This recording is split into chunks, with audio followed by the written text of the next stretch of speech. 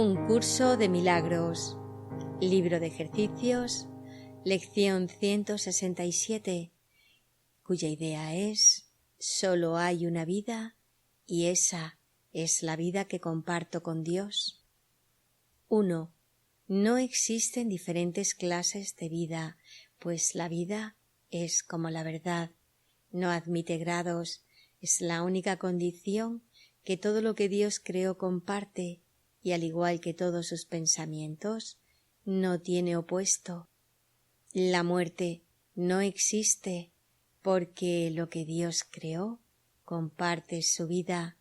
La muerte no existe porque Dios no tiene opuesto.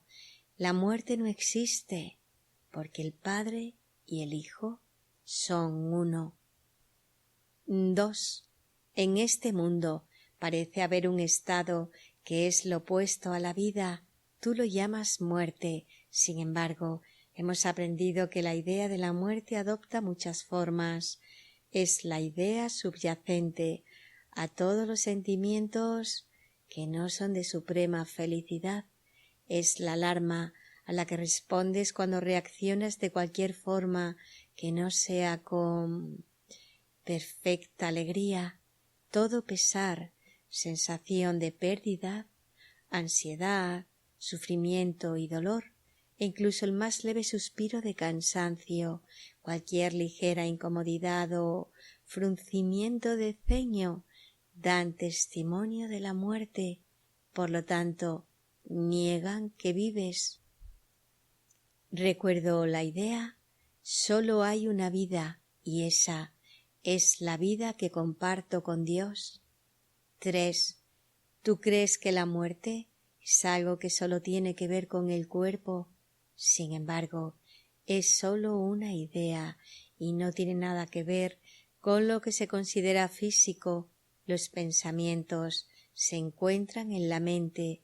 Estos pueden entonces aplicarse según lo dicte la mente, y es en su punto de origen donde debe efectuarse el cambio, si es que éste ha de tener lugar. Las ideas no abandonan su fuente. El énfasis que este curso ha puesto en esta idea se debe al papel central que ocupa en nuestros intentos de que cambies de parecer con respecto a ti mismo. Es la razón de que puedas curar, es la causa de la curación, es la razón de que no puedas morir. Su veracidad te estableció como uno con Dios. 4. La muerte es el pensamiento de que estás separado de tu Creador. Es la creencia de que las condiciones cambian y de que las emociones varían debido a causas que no están bajo tu control, que no son obra tuya y que tú jamás puedes cambiar. Es la creencia fija de que las ideas pueden abandonar su fuente y adquirir cualidades que ésta no posee, convirtiéndose así en algo diferente de su origen. Aparte de en lo relativo a su naturaleza, así como en lo relativo al tiempo, a la distancia y a la forma. 5. La muerte no puede proceder de la vida. Las ideas permanecen unidas a su fuente, pueden extender todo lo que su fuente contiene. En este sentido, pueden ir mucho más allá de sí mismas, pero no pueden dar origen a lo que jamás se les dio. Tal como fueron concebidas, así será como ellas a su vez conciban. Tal como nacieron, así es como darán a luz, y de allí, de donde provinieron, allí mismo regresarán. Recuerdo la idea: solo hay una vida y esa es la vida que comparto con Dios. 6. La mente puede pensar que duerme, pero eso es todo.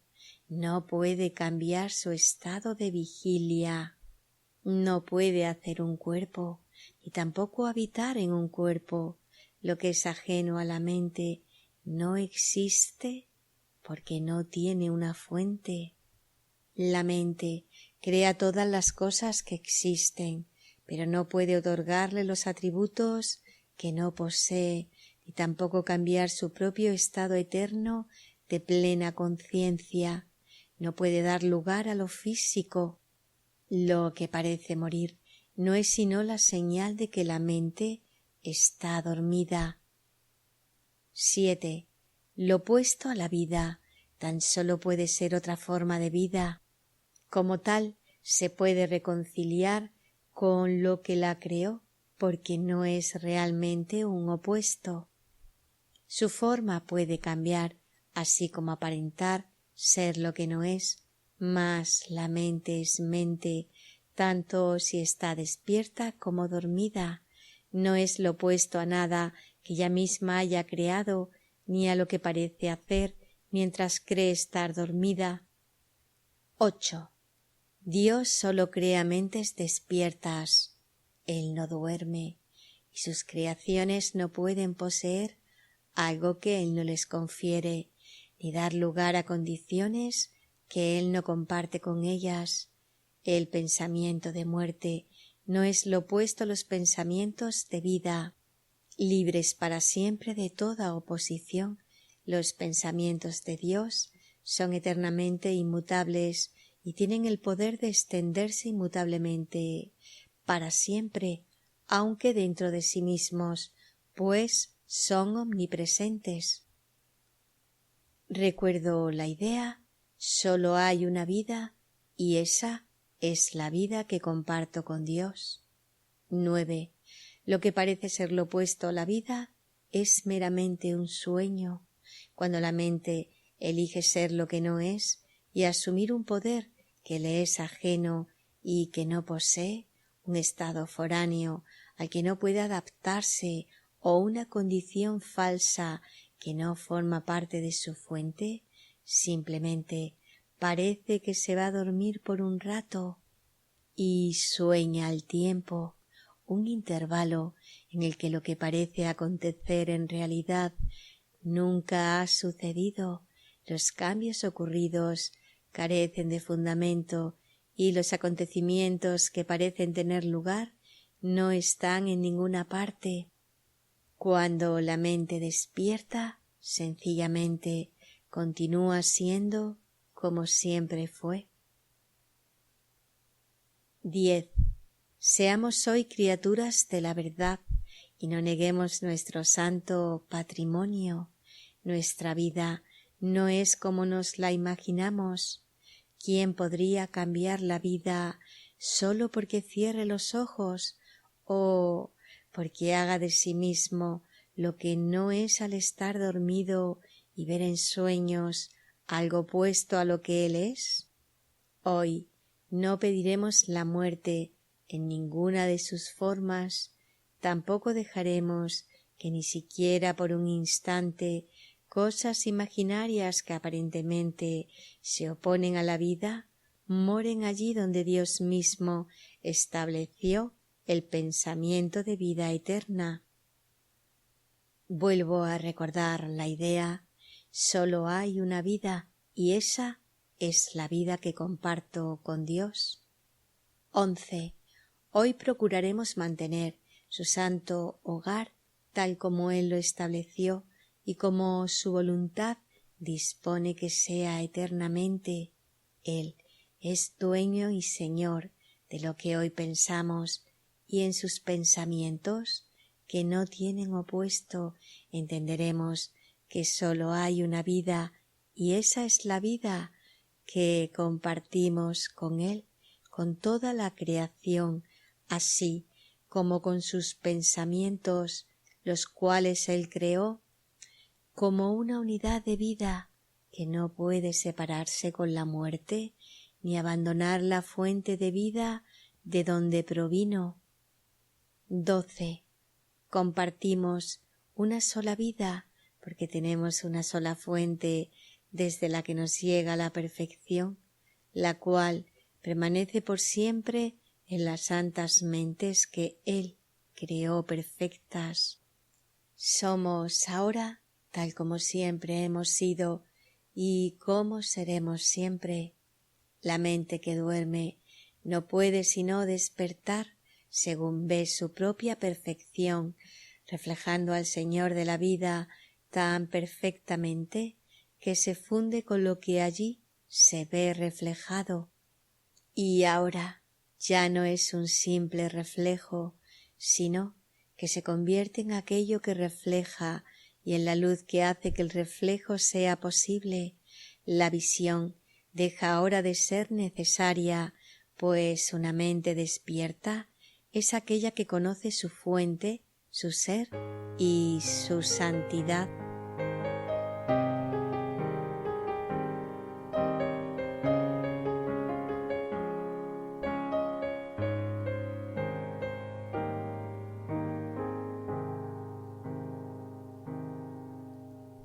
Lección 167, comentada por Ken Wapnick, cuya idea es: solo hay una vida y esa es la vida que comparto con Dios. Comienza Ken. Esta lección extiende el tema que cubrimos en la lección 163. La muerte no existe, el Hijo de Dios es libre. Aquí también Jesús habla de la muerte y la contrasta con la vida, y al hacerlo refuerza su enseñanza sobre el contraste entre la mente y el cuerpo. Ten en cuenta también el uso de la palabra mente. En un curso de milagros, mente casi siempre está en mayúscula cuando se refiere a las mentes de Dios y de Cristo, y no en mayúscula cuando se refiere a la mente dividida del Hijo separado. Sin embargo, esta lección es una excepción a esta regla. Mente está en minúsculas. A veces Jesús se refiere a la mente como espíritu y otras veces como dividida. Como veremos, fue imposible ponerlo en mayúsculas debido a la estructura de la discusión. Por lo tanto, mente se mantiene en minúsculas de la misma manera que espíritu, que se escribe con mayúscula solo cuando se refiere al Espíritu Santo. De lo contrario, espíritu, la esencia de nuestra identidad como Cristo, es escrito en minúsculas. Y paso al párrafo 1. No existen diferentes clases de vida, pues la vida es como la verdad, no admite grados, es la única condición que todo lo que Dios creó comparte, y al igual que todos sus pensamientos, no tiene opuesto. Ken comenta: esto corrige nuestros pensamientos sobre la vida, en donde creemos que hay diferentes formas, en lo que comúnmente se conoce como la gran cadena del ser, desde la ameba unicelular hasta los mamíferos complejos. Además, existen las categorías de vida y no vida, como los animales y los minerales. Jesús enfatiza que no hay jerarquía en las ilusiones, hay vida y no vida, sin grados intermedios, como leemos nuevamente en este párrafo tan importante, y se refiere al capítulo 23, sección segunda. Dice así: fuera del cielo no hay vida, la vida se encuentra allí donde Dios la creó. En cualquier otro estado que no sea el cielo, la vida no es más que una ilusión. En el mejor de los casos parece vida, en el peor muerte. Ambos son, no obstante, juicios acerca de lo que no es la vida, idénticos en su inexactitud y falta de significado.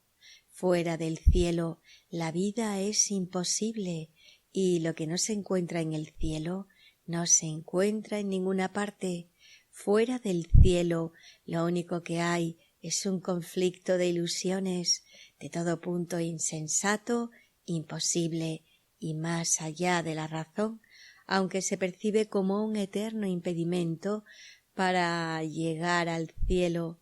Las ilusiones no son sino formas, su contenido nunca es verdad.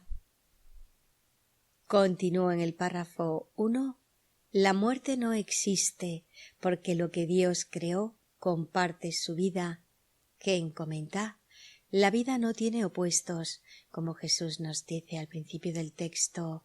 Lo opuesto al amor es el miedo, pero aquello que todo lo abarca no puede tener opuestos. Por lo tanto, el miedo no existe. En este mundo pensamos que la muerte es lo opuesto a la vida, pero dado que la vida como perfecta unicidad es todo lo que hay, no hay nada fuera de esta unicidad. Y paso a recordar un breve pasaje del capítulo 29, sección segunda, que dice: pues si Dios es la suma de todo, entonces lo que no está en Él no existe, y en su compleción radica la insustancialidad del cuerpo. Acaba aquén. Cualquier cosa en este mundo que parezca estar viva o no viva es igualmente ilusoria, que es por lo que un curso de milagros no es dualista. Luz y oscuridad, espíritu y materia, vida y muerte no coexisten. No hay más que una realidad, una verdad, una vida. Paso a acabar el párrafo 1. La muerte no existe porque no tiene opuesto. La muerte no existe porque el Padre y el Hijo son uno. ¿Quién aporta? Esta es otra representación del no dualismo del curso. Cualquier cosa más allá de la perfecta unicidad de Dios y Cristo no existe. Lo mismo sucede en el texto, y paso a leer un pasaje del capítulo 29, sección sexta. La muerte no existe, porque todo lo que vive comparte la función que su Creador le asignó. La función de la vida no puede ser morir, tiene que ser la extensión de la vida para que sea eternamente una para siempre y sin final. Paso al párrafo 2.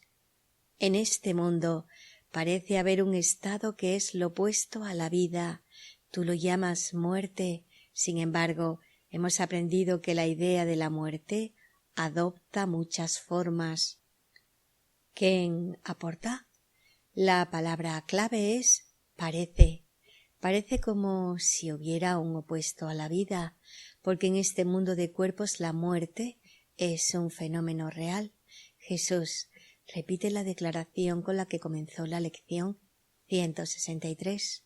La muerte es un pensamiento que adopta muchas formas. Continúo en el párrafo 2. Es la idea subyacente a todos los sentimientos que no son de suprema felicidad. Es la alarma a la que respondes cuando reaccionas de cualquier forma que no sea con perfecta alegría. Todo pesar, sensación de pérdida, ansiedad, sufrimiento y dolor, e incluso el más leve suspiro de cansancio, cualquier ligera incomodidad o fruncimiento de ceño, dan testimonio de la muerte. Por lo tanto, niegan que vives. ¿Quién comenta? Cualquier cosa en este mundo es una ilusión y comparte la creencia del ego en uno o el otro. Para que yo exista, Dios debe ser destruido.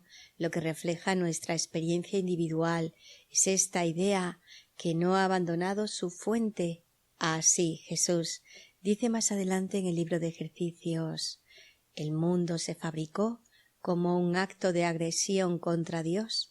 Esto expresa el pensamiento de todo o nada que vimos antes cuando nos dijo que una leve punzada de molestia no es otra cosa que un velo que cubre una intensa furia, o que dos de ellas, refiriéndose a las ilusiones, están tan desprovistas de sentido como una o mil. En el manual pregunta: ¿sería acaso más difícil desvanecer la creencia que tiene un demente en una alucinación mayor que la que tiene en una más pequeña? ¿Podría reconocer más rápidamente la irrealidad de una voz estridente que la de una voz agradable? desecharía más fácilmente una orden para que mate que se le pide con un susurro que una que se lo pide a gritos, y afectaría el número de tridentes que tienen los diablos que él ve la credibilidad de éstos en su percepción. Su mente ha calificado todas estas ilusiones de reales y por lo tanto son reales para él. Cuando se dé cuenta de que no son más que ilusiones, desaparecerán.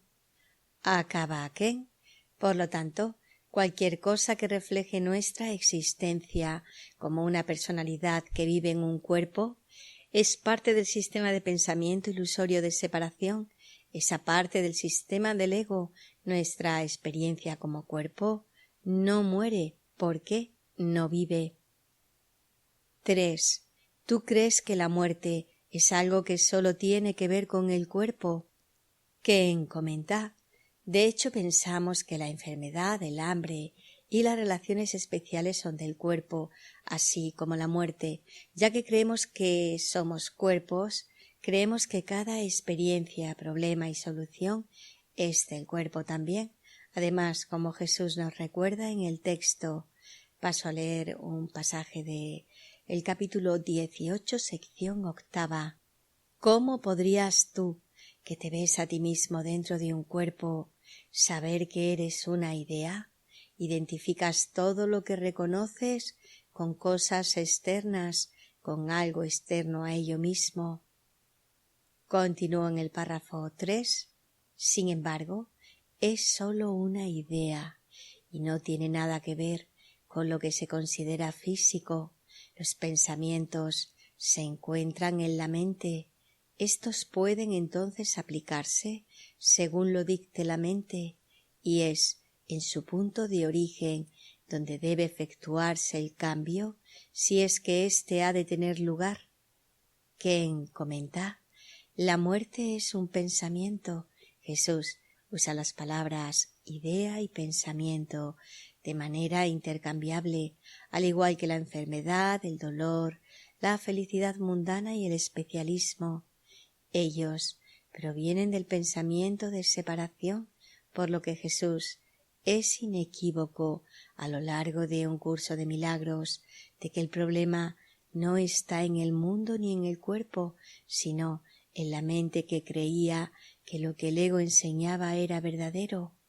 Es el pensamiento que dice que prefiero tener razón en lugar de ser feliz. Tal como se ha dicho en la declaración anterior, los pensamientos se encuentran en la mente. Estos pueden entonces aplicarse según lo dicte la mente. Nos recuerda esta oración clave y familiar. Y se refiere a una breve oración del capítulo 21, introducción. No trates, por lo tanto, de cambiar el mundo, sino elige más bien cambiar de mentalidad acerca de él. Acaba aquí. El problema nunca está fuera, sino en el tomador de decisiones de la mente, eligiendo al maestro equivocado. Y paso a acabar el párrafo 3. Las ideas no abandonan su fuente. El énfasis que este curso ha puesto en esta idea se debe al papel central que ocupa en nuestros intentos de que cambies de parecer con respecto a ti mismo. Ken comenta: estamos bien familiarizados con esta enseñanza y Jesús nos hace saber que las ideas no abandonan su fuente. Es crucial para entender el sistema de pensamiento de su curso. De hecho, no puedes entender el milagro o el perdón ni aplicarlos sin el principio de que la idea de un mundo, un cuerpo o un problema externo nunca ha abandonado su fuente, que está en la mente. Causa y efecto, fuente e idea están unificados y siguen siendo uno y lo mismo. La diferencia es que la idea-efecto parece estar fuera de la mente causa. Sin embargo, Jesús es bastante explícito de que la muerte no le sucede al cuerpo, ni es causada por nada externo, es meramente una idea en la mente. Y paso a leer un pasaje del capítulo 19, sección 4. Ya sabemos que ninguna idea abandona su fuente y la muerte es el resultado del pensamiento al que llamamos ego, tan inequívocamente como la vida es el resultado del pensamiento de Dios. ¿Quién acaba? El núcleo de ese pensamiento, una vez más, es que Dios debe morir para que yo pueda vivir. Continúo en el párrafo 3. Es la razón de que puedas curar. Ken comenta, puedes curar porque las ideas no abandonan su fuente. Si cambias la creencia de tu mente en la separación, deshaces la enfermedad.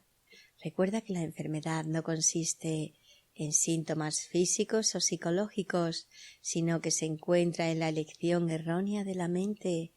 Cambia la decisión y se va a la enfermedad. El efecto ya no existe una vez que se ha eliminado su causa. Y ahora sí paso a acabar el párrafo 3. Es la causa de la curación, es la razón de que no puedas morir. Su veracidad te estableció como uno con Dios. Ken añade, recuerda que cuando Jesús dice no puedes morir, no quiere decir que vivamos en un estado corporal inmortal. No podemos morir, porque la vida fue creada por Dios como espíritu. Todo lo que no sea de espíritu no vive y por lo tanto no puede morir. La verdad de que las ideas no abandonan su fuente nos estableció como uno con Dios.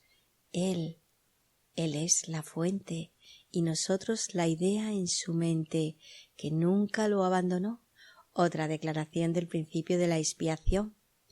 Volviendo al tercer obstáculo a la paz que acabamos de citar, la atracción por la muerte, encontramos a Jesús haciendo el mismo comentario relacionado con la muerte. Es un pensamiento que nunca ha abandonado su fuente en la mente y que no tiene nada que ver con el cuerpo. Paso al párrafo 4. La muerte es el pensamiento de que estás separado de tu Creador. Ken añade, el ego dice que la separación es vida. Esta es nuestra realidad individual, originada en la separación de Dios, que nos dio nuestro mundo, especialismo y nuestra muerte. Continúo en el párrafo 4. Es la creencia de que las condiciones cambian y de que las emociones varían debido a causas que no están bajo tu control, que no son obra tuya y que tú jamás puedes cambiar.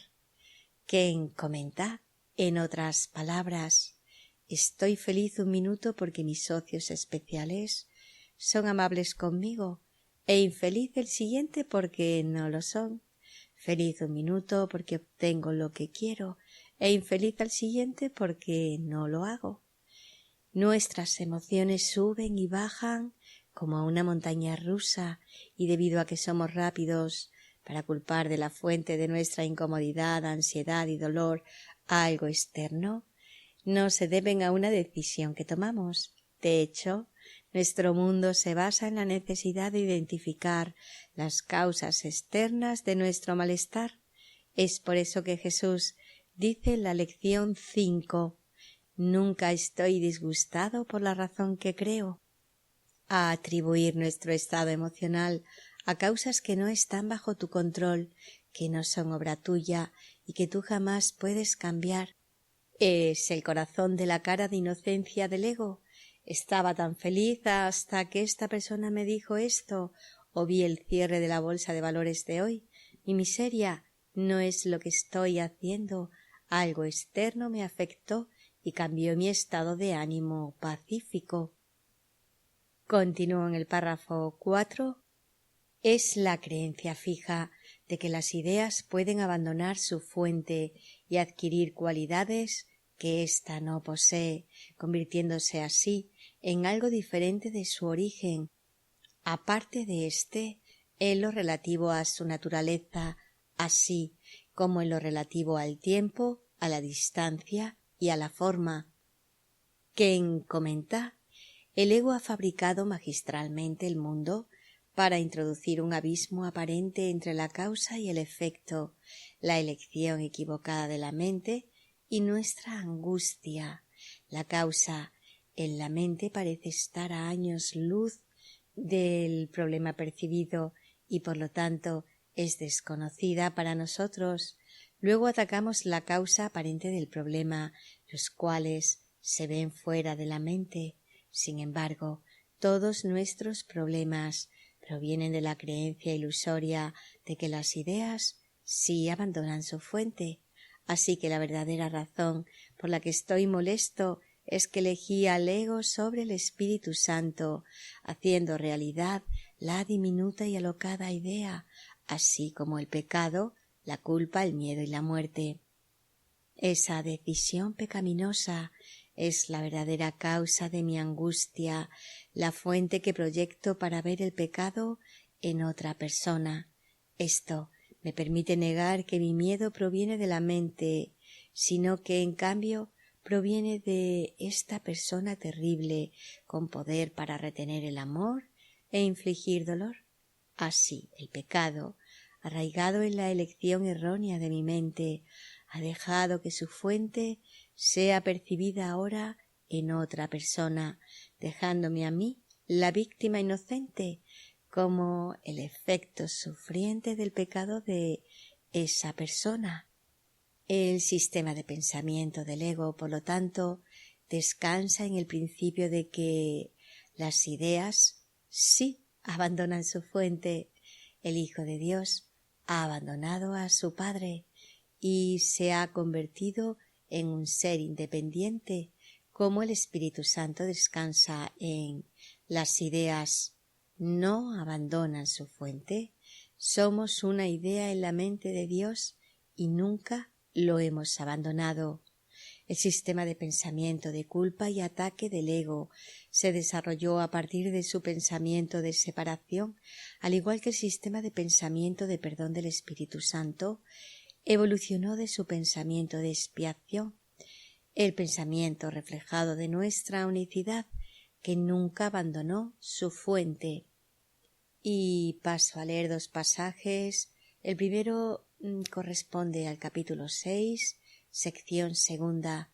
Dios creó a sus hijos extendiendo su pensamiento y conservando las extensiones de su pensamiento en su mente.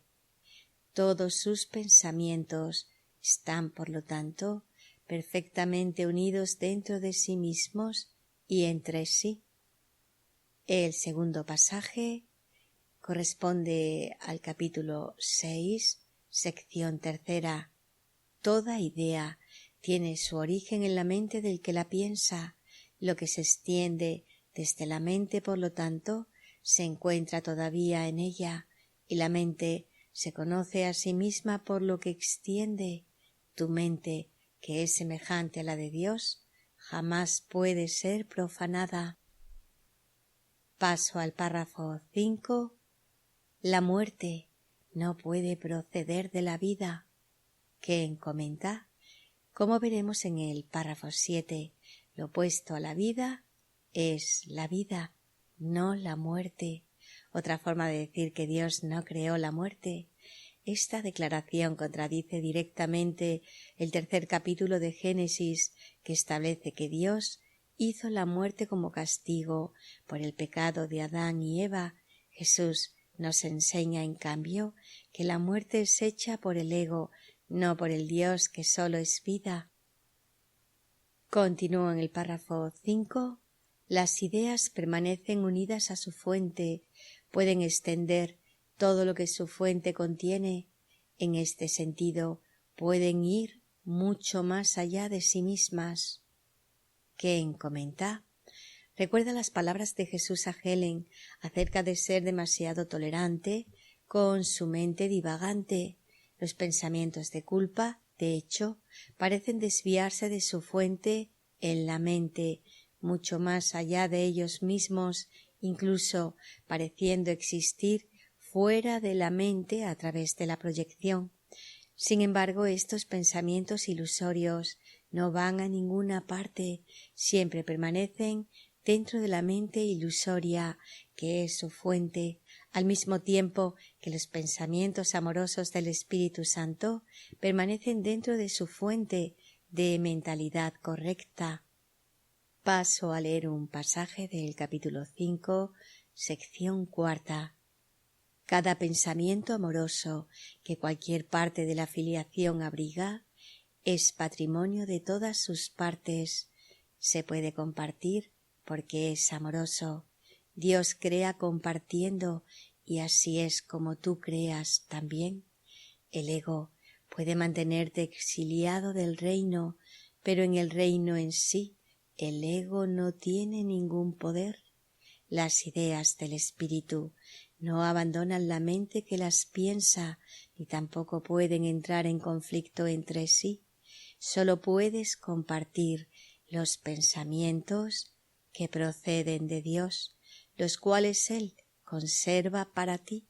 El reino de los cielos se compone de pensamientos de esa clase. Continúo en el párrafo 5.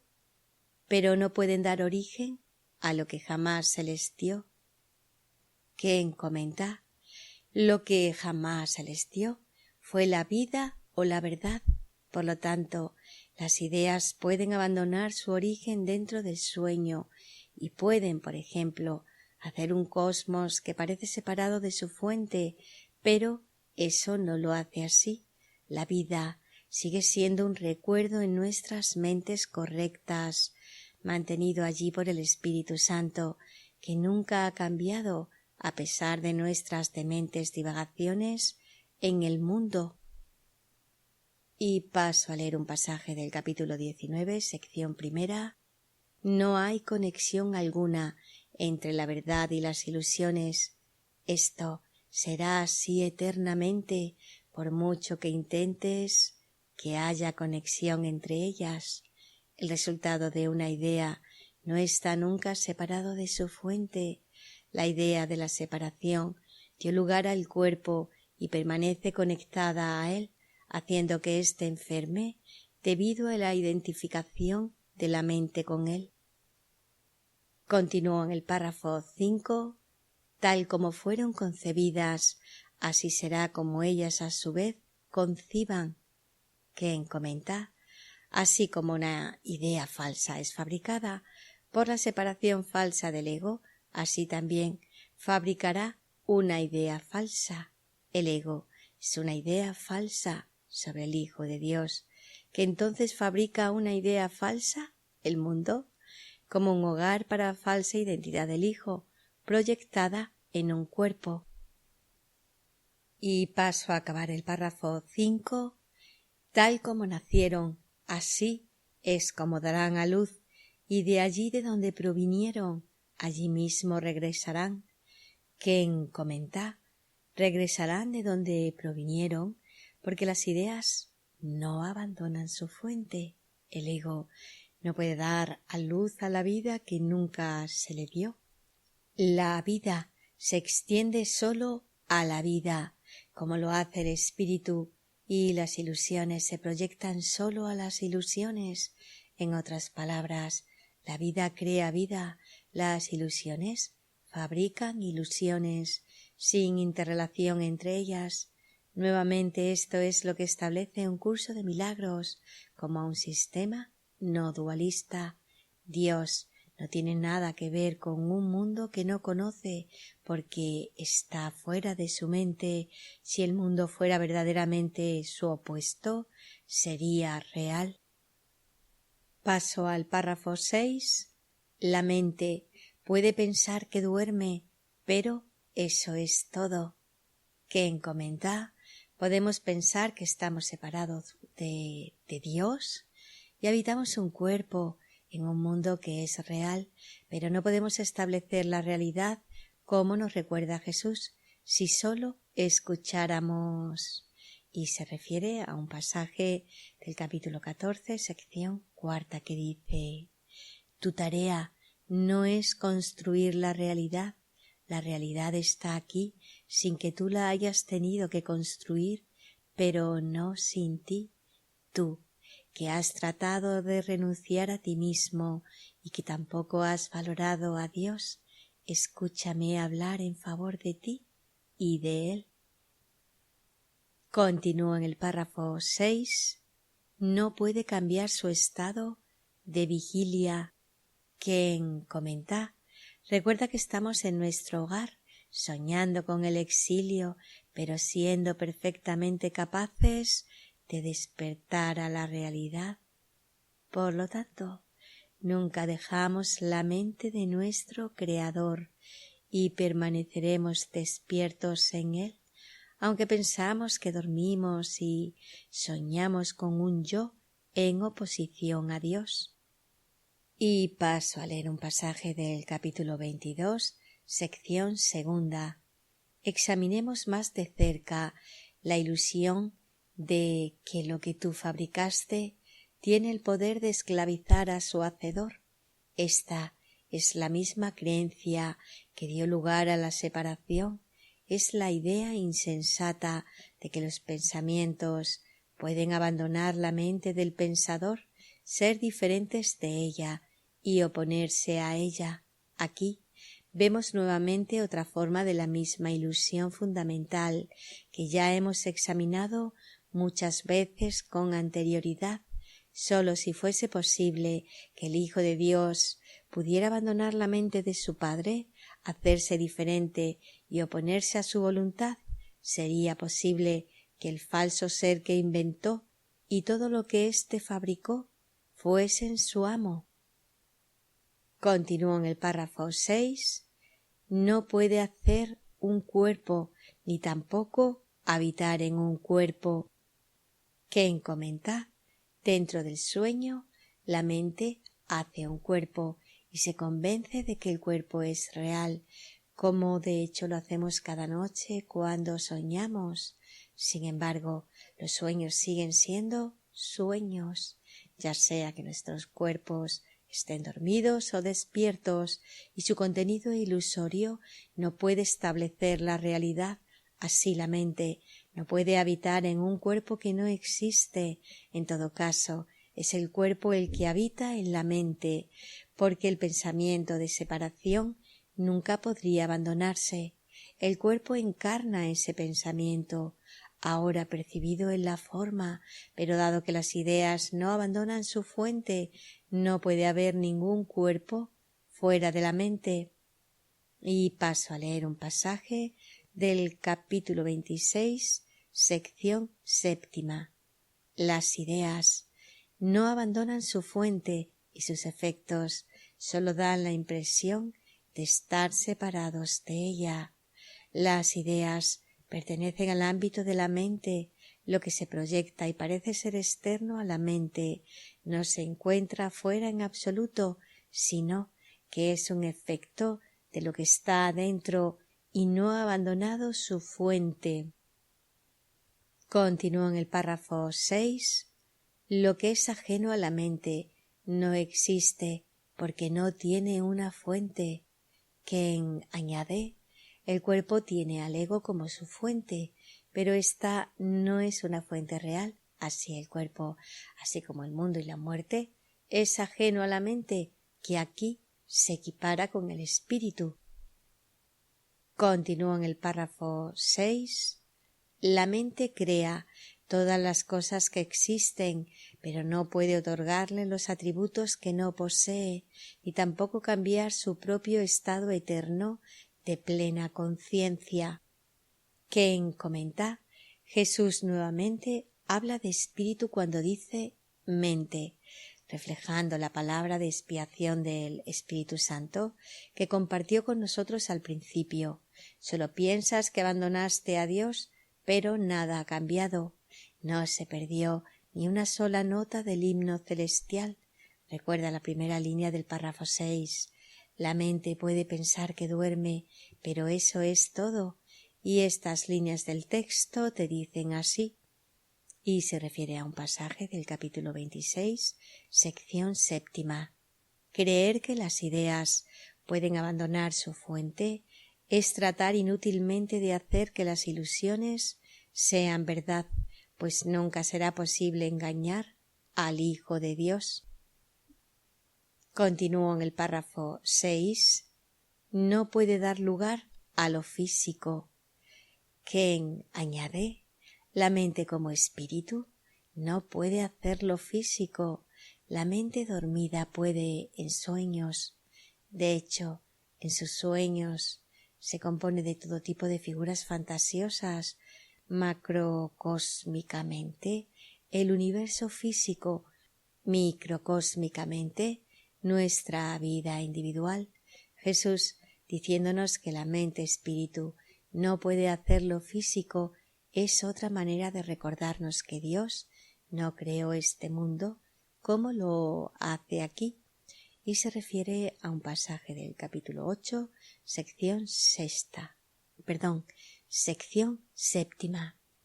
La Biblia dice, el verbo o pensamiento se hizo carne.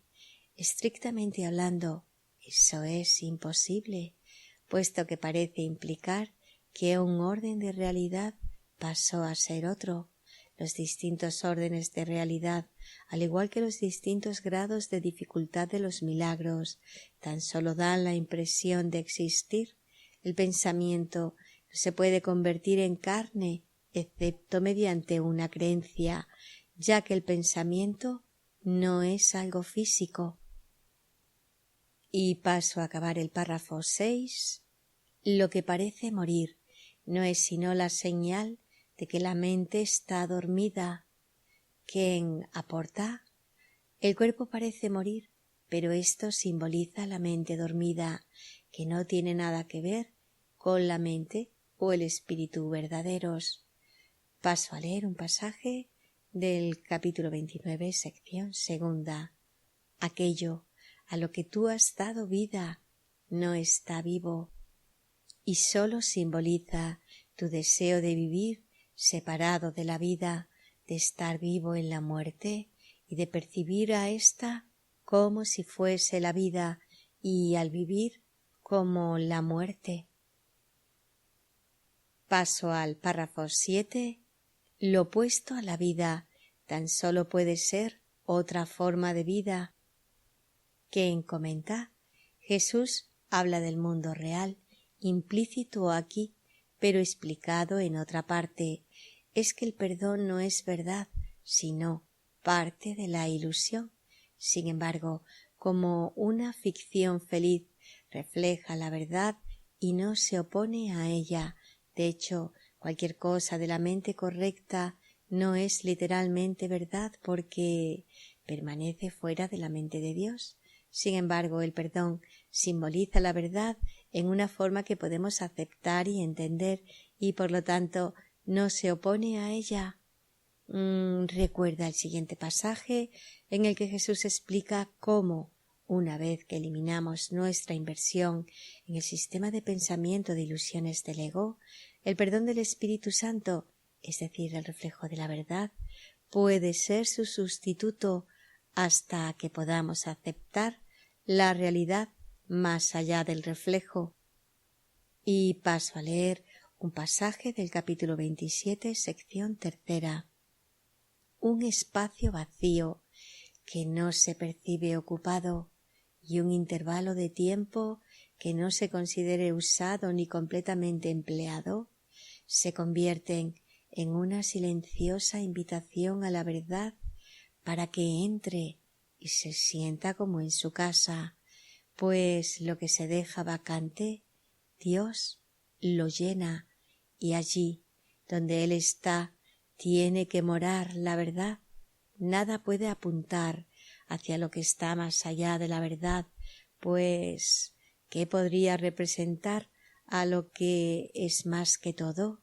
El verdadero deshacimiento, no obstante, tiene que ser benévolo. Por lo tanto, la primera imagen que reemplaza a la tuya es otra clase de imagen. De la misma manera en que la nada no puede ser representada, tampoco existe un símbolo que represente a la totalidad. La realidad, en última instancia, sólo se puede conocer libre de cualquier forma, sin imágenes que la representen y sin ser vista. El perdón es el medio que representa la verdad temporalmente, le permite al Espíritu Santo llevar a cabo un intercambio de imágenes mientras los recursos de aprendizaje aún tengan sentido y el aprendizaje no haya concluido. Continúo en el párrafo 7. Como tal, se puede reconciliar con lo que la creó porque no es realmente un opuesto. Ken comenta: el mundo real o el perdón no es lo contrario de la verdad, ya que refleja la verdad. Más adelante Jesús dice que el perdón es una forma terrenal de amor. No es amor, sino que lo expresa dentro del sueño porque proviene de la presencia del amor y por lo tanto puede reconciliarse con él. Cuando Jesús discute la relación entre la verdadera percepción, referido a verdadera visión, y el conocimiento, hace la misma observación. Y paso a leer un pasaje del capítulo 3, sección 3. La verdadera visión es la percepción natural de la visión espiritual, pero es todavía una corrección en vez de un hecho. La visión espiritual es simbólica y, por lo tanto, no es un instrumento de conocimiento, es, no obstante, un medio de percepción correcta, lo cual la sitúa dentro del propio ámbito del milagro. La verdadera percepción no es conocimiento, pero al ser parte de la ilusión, corrige las falsas percepciones del ego. Una vez que se deshacen estas percepciones separadoras, la verdadera percepción de los intereses compartidos se mezcla rápidamente con el conocimiento, donde desaparece. Recordamos este hermoso pasaje que corresponde a clarificación de términos y dice así: y ahora el conocimiento de Dios, inmutable, absoluto, puro y completamente comprensible, entra en su reino. Ya no hay percepción ni falsa ni verdadera, ya no hay perdón, pues su tarea ha finalizado, ya no hay cuerpos, pues han desaparecido ante la deslumbrante luz del altar del Hijo de Dios. Dios sabe que ese altar es el suyo, así como el de su Hijo, y ahí se unen, pues ahí el resplandor de la faz de Cristo ha hecho desaparecer el último instante del tiempo y ahora la última percepción del mundo no tiene propósito ni causa. Continúo en el párrafo 7. Su forma puede cambiar, así como aparentar ser lo que no es. Quien anota: cuando estás en el mundo real, puedes parecer que estás en el cuerpo, la forma de la vida puede cambiar, pero sabes que no estás allí. El amor se ha reflejado en lo que aparenta ser tú en el mundo, que recuerda a los demás la verdad en ellos. Continúo en el párrafo 7. Mas la mente es mente, tanto si está despierta como dormida. Ken comenta: puedes ver por qué mente no puede escribirse en mayúsculas aquí, ya que el término se usa de dos maneras, como mente dividida y espíritu-mente. Continúo en el párrafo 7. No es lo opuesto a nada que ella misma haya creado, ni a lo que parece hacer mientras cree estar dormida. Ken comenta: mente como espíritu es vida y crea vida. La verdad crea verdad, se crea a sí misma, porque las ideas no abandonan su fuente. Lo que es sí mismo no puede tener opuesto. Sin embargo, cuando la mente duerme, fabrica ilusiones. Una ilusión que fabrica la ilusión de un mundo, eso tampoco tiene opuesto. Las ideas no abandonan su fuente. La mente ilusoria no hace la vida. Su vida no es más que una cruel burla de la vida que Dios creó como su Hijo. Aquí nuevamente vemos el no dualismo de uno o el otro del curso. Tienes vida o muerte, verdad o ilusión, sin lugar de encuentro entre ellos.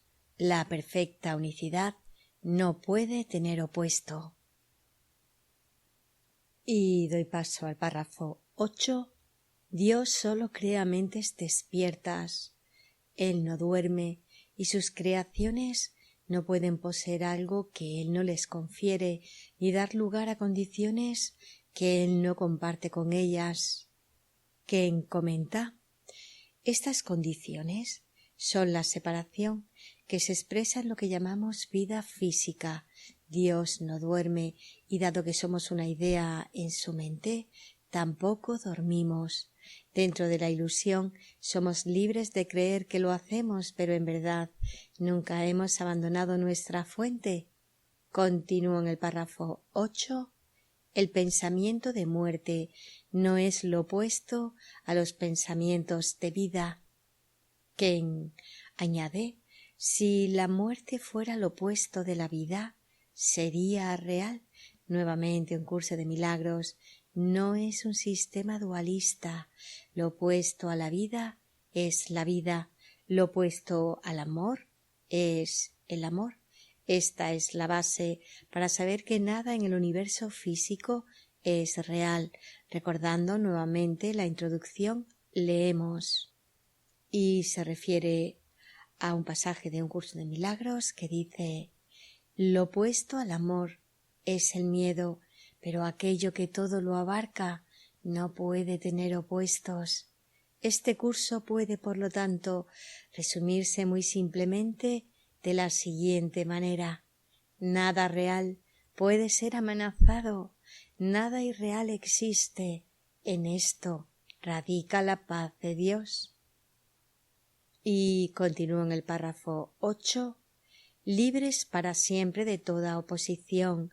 Los pensamientos de Dios son eternamente inmutables y tienen el poder de extenderse inmutablemente para siempre, aunque dentro de sí mismos, pues son omnipresentes.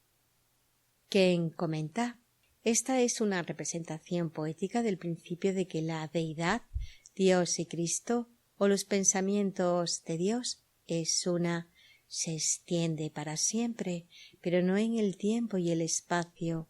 Así, Padre e Hijo nunca se abandonan a sí mismos. Las ideas no abandonan su fuente. De la maravillosa sección Más allá de todo ídolo, reconocerás los bellos paralelos con el pasaje anterior. Y doy paso a la lectura de dos pasajes. El primero corresponde al capítulo 30, sección 3. Lo que Dios no conoce, no existe, y lo que Él conoce, existe para siempre y es inmutable, pues los pensamientos duran tanto como la mente que los pensó, y la mente de Dios no tiene fin, ni puede haber un instante en que sus pensamientos puedan estar ausentes o cambiar. Los pensamientos ni nacen ni mueren, comparten los atributos de su Creador y no tienen una vida separada aparte de la de Él. Tus pensamientos están en tu mente, tal como tú estás en la mente que te concibió. Por lo tanto, no hay partes separadas en lo que existe dentro de la mente de Dios. Su mente es por siempre una y está eternamente unida y en paz. El segundo pasaje corresponde al capítulo 31, sección 4. Él no ha abandonado sus pensamientos, pero tú olvidaste su presencia y no recordaste su amor. Sin embargo, Él nunca dejó sus pensamientos a merced de la muerte sin que su fuente estuviese eternamente en ellos, y así como Él no podría separarse de ellos, ellos no pueden excluirlo a Él de sí mismos, moran unidos a Él y en su unicidad ambos se conservan intactos. Doy paso al párrafo 9. Lo que parece ser lo opuesto a la vida es meramente un sueño. ¿Quién añade? Lo que parece ser lo opuesto a la vida es la muerte. Recordemos que la muerte no es del cuerpo, sino un pensamiento en la mente dormida, soñando con el exilio. Sin embargo, mientras tanto, Dios y su Hijo permanecen despiertos más allá de todos los sueños de separación y muerte.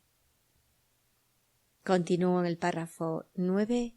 Cuando la mente elige ser lo que no es y asumir un poder que le es ajeno y que no posee, un estado foráneo al que no puede adaptarse o una condición falsa que no forma parte de su fuente, simplemente parece que se va a dormir por un rato. Quien comenta, al elegir ser lo que no es, la mente dice: no soy un hijo de Dios, sino el hijo del ego. Su fanfarronería, al contrario, el ego carece del poder para destruir el cielo e inventar su propio mundo en el que ingresa en el estado extraño del cuerpo. Todo esto descansa en la condición falsa, no dentro de nuestra fuente de la separación. Sin embargo, todo lo que sucedió es que simplemente nos quedamos dormidos, y puedes ver cuán lejos está esta enseñanza metafísica de nuestra experiencia personal. Continúo en el párrafo 9 y sueña al tiempo, un intervalo en el que lo que parece acontecer en realidad nunca ha sucedido. Los cambios ocurridos carecen de fundamento y los acondicionamientos que parecen tener lugar no están en ninguna parte.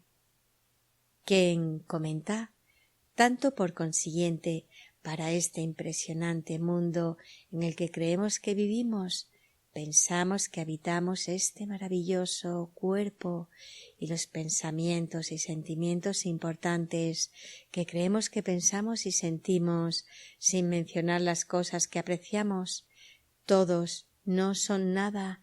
Los cambios ocurridos, el cambio aparente de nuestro estado celestial, no tienen sustancia, y los acontecimientos que carecen tener lugar no están en ninguna parte. Hablando de la separación, Jesús dice en el manual para los maestros, y se refiere a una breve frase que dice: en el tiempo esto ocurrió hace mucho, en la realidad nunca ocurrió. Continúa Ken. Es por eso que tratar de explicar el ego y su mundo es infructuoso, porque sólo tratamos de explicar lo que no existe. Como la separación nunca sucedió, la mente dormida simplemente sueña con un mundo, pero no puede hacerlo real. Es útil recordar pasajes como este cuando te encuentras atrapado en la autoimportancia del especialismo o la magnitud de los problemas, preocupaciones y ansiedades en los que es tentador pensar que si no se produce cierto resultado, sucederá algo terrible.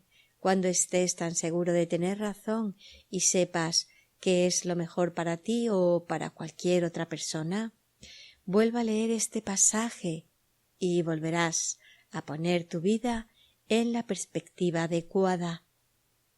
Acabó el párrafo 9. Cuando la mente despierta, sencillamente continúa siendo como siempre fue. ¿Quién comenta? Nuevamente, no se perdió ni una sola nota del himno celestial, es decir, no pasó nada. Doy paso al párrafo 10. Seamos hoy criaturas de la verdad y no neguemos nuestro santo patrimonio. Quien añade, Jesús está apelando al tomador de decisiones de la mente para que elija la verdad en lugar de la ilusión, nuestra herencia como el Hijo de Dios en lugar de los regalos ilusorios de especialismo del ego. Continúo en el párrafo 10. Nuestra vida no es como nos la imaginamos. ¿Quién podría cambiar la vida solo porque cierre los ojos o porque haga de sí mismo lo que no es al estar dormido y ver en sueños algo opuesto a lo que él es? Ken comenta, esta es una referencia directa a nuestros sueños nocturnos. Nos dormimos en la noche, nos identificamos con nuestros cuerpos y sus leyes, y sin embargo soñamos con cosas incrédulas que le suceden. Al despertar, nuestra identidad previa al sueño no ha cambiado, y este es el punto al que se refiere Jesús. Lo que sucede en el mundo de los cuerpos no importa lo importante que parezca, no tiene efecto en la realidad. Cuando nuestros ojos finalmente se abren, el fin último del perdón, el sueño desaparece. Este incisivo pasaje del texto destaca la semejanza inherente de nuestros sueños nocturnos y de vigilia. Y paso a leer un pasaje del capítulo 18, sección segunda. Los sueños son el mejor ejemplo de cómo se puede utilizar la percepción para sustituir a la verdad por ilusiones. Al despertar no los tomas en serio, pues el hecho de que la realidad se viola tan radicalmente en ellos resulta evidente. Los sueños te muestran que tienes el poder de construir un mundo a tu gusto y que por el hecho de desearlo lo ves. Y mientras lo ves, no dudas de que sea real, pareces despertar y el sueño desaparece y pareces despertar a lo que no es sino otra forma de ese mismo mundo que viste en tus sueños. Estás soñando continuamente. Lo único que es diferente entre los sueños que tienes cuando duermes y los que tienes cuando estás despierto es la forma que adoptan, y esto es todo. Su contenido es el mismo. Continúo en el párrafo 10. Hoy no pediremos la muerte en ninguna de sus formas. Quien añade, Jesús ya nos ha dicho las diferentes formas: fruncir el ceño, estar molesto, un pequeño suspiro de cansancio, ansiedad, juicio, ira, enfermedad. Como siempre, Él nos pide en estas lecciones que hagamos otra elección: perdón en lugar de ataque, verdad en lugar de ilusión, vida en lugar de muerte. Y paso a acabar el párrafo 10. Tampoco dejaremos que ni siquiera por un instante cosas imaginarias que aparentemente se oponen a la vida moren allí donde Dios mismo estableció el pensamiento de vida eterna. Ken comenta, este pensamiento está en nuestras mentes correctas, ofrecido a nosotros por el Espíritu Santo, para que lo elijamos en lugar del pensamiento de muerte del ego. Cuando nos sentimos tentados a hacer real el pensamiento de separación, Jesús nos insta a recordar que esto es simplemente el intento del ego de cambiar la verdad eterna sobre nosotros mismos, haciendo que nuestros cuerpos y necesidades especiales sean tan importantes que una vez más olvidemos quiénes somos como la creación de Dios, es decir, el pensamiento de vida eterna. Paso al párrafo 11. Hoy procuraremos mantener su santo hogar tal como Él lo estableció y como su voluntad dispone que sea eternamente. Él es dueño y Señor de lo que hoy pensamos, y en sus pensamientos, que no tienen opuesto, entenderemos que sólo hay una vida, y esa es la vida que compartimos con Él, con toda la creación, así como con sus pensamientos, los cuales Él creó como una unidad de vida que no puede separarse con la muerte ni abandonar la fuente de vida de donde provino. Quien añade, nuestro santo hogar es la unidad de la vida que compartimos con el Señor de la vida. Este párrafo es otra hermosa expresión de la unicidad de la creación de Dios. Y paso ahora al párrafo 12. Compartimos una sola vida porque tenemos una sola fuente desde la que nos llega la perfección, la cual permanece por siempre en las santas mentes que Él creó perfectas. Quien comenta, la perfección no se encuentra en el mundo, pero se refleja en nuestras mentes correctas.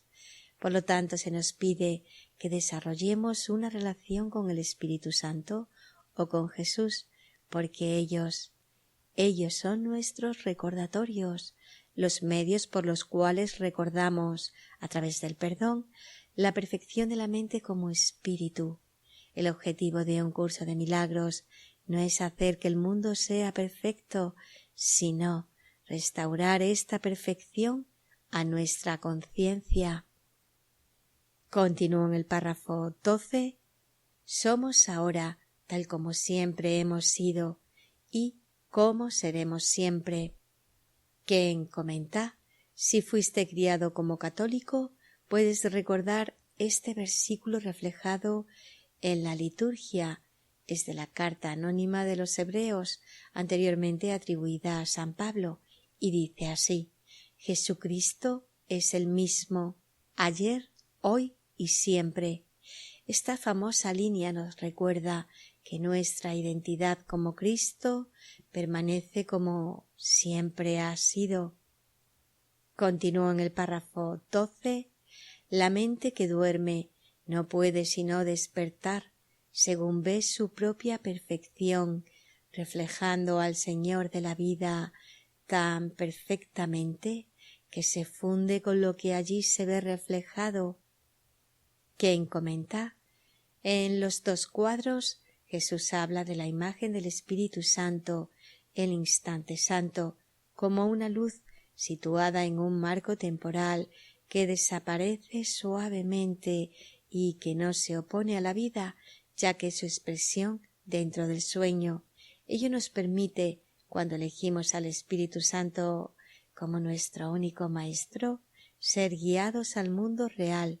Duramos allí solo un instante mientras Dios da el último paso, restaurándonos a la unicidad de la creación que nunca dejamos. Y paso a leer un pasaje del capítulo 17, sección 4. El cuadro de luz, en claro e inequívoco contraste, se transforma en lo que está más allá del cuadro. A medida que lo contemplas, te das cuenta de que no es un cuadro sino una realidad. No se trata de una representación pictórica de un sistema de pensamiento, sino que es el pensamiento mismo. Lo que representa está ahí. El marco se desvanece suavemente y brota en ti el recuerdo de Dios, ofreciéndote toda la creación a cambio de tu insignificante cuadro que no tenía ningún valor ni ningún significado. Continúo en el párrafo 12. Y ahora ya no es un simple reflejo, sino que se convierte en aquello que refleja y en la luz que hace que el reflejo sea posible. Quien comenta, en el mundo real reflejamos la santidad del Hijo cuando Dios da el último paso y desaparecemos en su corazón. Recordamos a su Hijo como realmente es y nos hacemos uno con su luz. Puedes recordar el reflejo de la santidad del texto donde Jesús expresa el mismo pensamiento en el contexto de que veamos que todo es sanador, porque todos los problemas son lo mismo. Y paso a leer un pasaje del capítulo 14, sección 9. Aquellos que han aprendido a ofrecer únicamente curación están por fin listos para alcanzar el cielo debido a la santidad que se refleja en ellos. En el cielo la santidad no es un reflejo, sino la verdadera condición de lo que aquí no era más que un reflejo en ellos. Dios no es una imagen y sus creaciones, en cuanto que parte de Él, lo contienen a Él dentro de ellas mismas. Ellas no reflejan simplemente la verdad, sino que son la verdad. Paso a acabar el párrafo 12. La visión deja ahora de ser necesaria, pues una mente despierta es aquella que conoce su fuente, su ser y su santidad. Y acaba Ken. Si la realidad del Hijo de Dios es una, nuestra verdadera naturaleza, cuando te sientes tentado durante todo el día a ver a alguien como separado, estás haciendo todo lo que Jesús te pide que no hagas en esta lección. Has hecho que la muerte y el sistema de pensamiento del ego sean reales, diciendo que las ideas pueden abandonar su fuente. Sin embargo, la verdad permanece. Somos un hijo, una idea en la mente de un Dios, nuestra única fuente. Por lo tanto, cuando ves a alguien diferente de ti, expresiones de odio o amor especial, ves al Hijo de Dios fragmentado. Las ideas ahí han abandonado su fuente. Para aplicar esta lección a lo largo del día, necesitas identificar las formas sutiles en las que intentas negar su verdad, haciendo que el sistema de pensamiento de muerte sea real.